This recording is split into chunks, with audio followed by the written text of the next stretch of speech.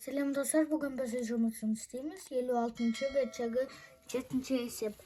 Каналға тіркеліп қоюды ұмытпаңыздар.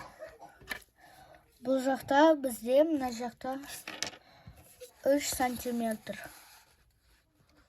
Ал мына жақта 2.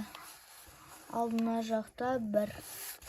Сонда біз мына жаққа 1 сантиметр сызып, мына жаққа 2 сантиметр сызып, мына жаққа 1, мына жаққа 3. Енді периметріміз белгісіз.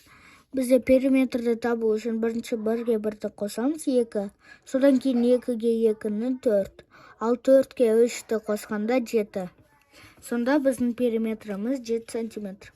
Мына жақта барлығы 1 сантиметр. 1-ді 3-ге көбейткенде 3, 3-ті 2-ге көбейткенде 6. Периметріміз 6 сантиметр болды.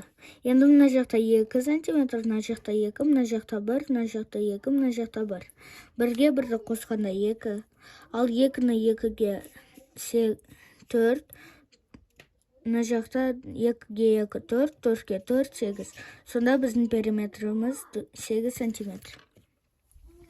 Бүгінгі сабағымыз аяқталды. Каналға тіркеліп қойыңыздар. Сау болыңыздар.